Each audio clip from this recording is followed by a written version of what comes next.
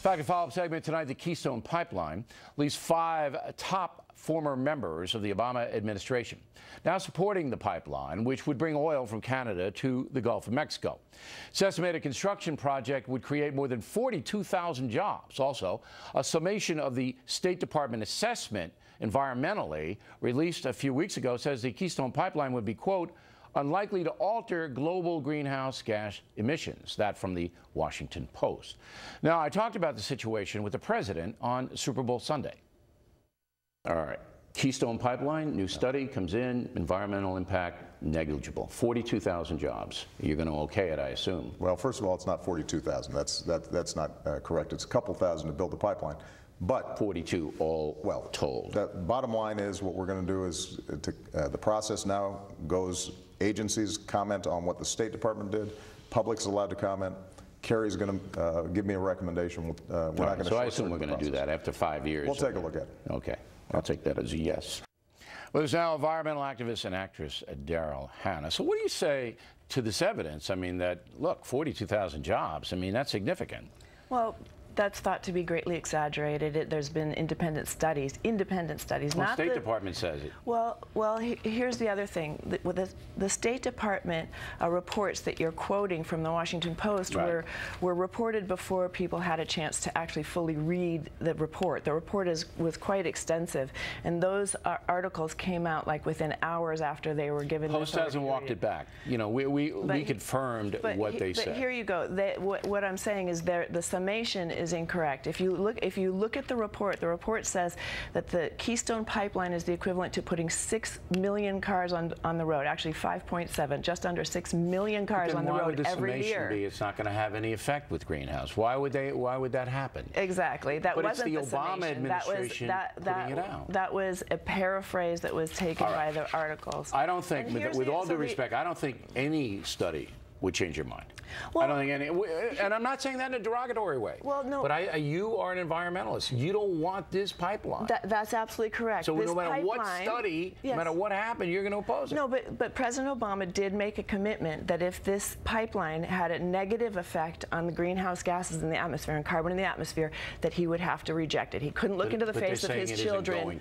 Now you have a bunch of guys. The report does say it's the equivalent of putting 5.7 million cars on the road every year. Right, so that's not a negligible effect. When you have the former Interior Secretary Salazar, when you have the former National Security Advisor Donnellan, the former Secretary Advisor Jones, former Geological Survey Director Marcia McNutt, all saying we should do this. It's best for the country, the country has actually no beneficial. The country's taking all the risk by endangering our water supplies. You're in California right now. Yeah. I mean, we've got a 150-year historic drought going on in this state. We've got people culling their herds, abandoning their farms. But if you had a water pipeline to the Rockies, it would be good. Well, what I'm trying to say, I was in Nebraska a couple of weeks ago. All right, they could really use the jobs. They could all these states could use the jobs. They could use jobs in providing clean energy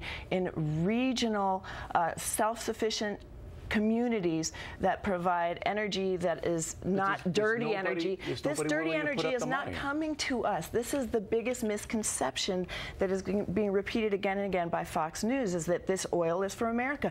They want to get it to the Gulf of Mexico so they can export it. That's right. Okay. And they've been trying to get it to either coast in Canada, but the First Nations communities, 200 of them on the East Coast, have their treaty rights in their constitution, so they can't get those pipelines through. They've got 7 or 8 proposals on the table to get this oil out somewhere because it's landlocked. If you're the president of the United States, if Daryl Hannah runs in 2016, all right, I hope you do. No, That'd be fun. I'm not going to. You have to do what's best for the country. That's right, and this is the people. This is only best for the Koch brothers and the people who are going to profit from selling it overseas. This is not oil for our country. It's best for employment, and if employment is best in creating really resilient communities that are self-sufficient, making American-grown energy. And some of that oil from Canada, according to both the Canadian minister and the people who control it, is going to wind up here in the United States,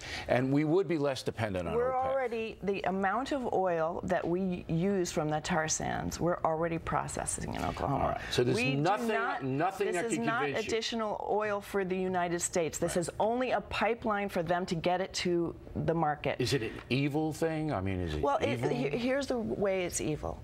Are you a climate denier or a believer? No, I know this is climate, but I don't know whose fault it is. It doesn't matter whose fault it is. But I want a cleaner planet. If your kid was about to get hit by a bus, would you not try to go stand in front of the bus and stop it? But I'm not convinced the bus is on that pipeline. Okay, I'm not saying. Well, here's let me explain to how. I gotta let go. me explain. Last word. Because this pipeline is a conduit for tar sands expansion, and that's what the problem with the pipeline is. It's not about the pipeline. It's about extreme energy extraction. They can't. They can't sell it anywhere. They can't get it out of the country. China. That's what the Prime Minister is threatening up in Canada. Except for they can't get it out. We always like talking to you. Thank you. I like talking to you. We're going to come right back from L.A. Former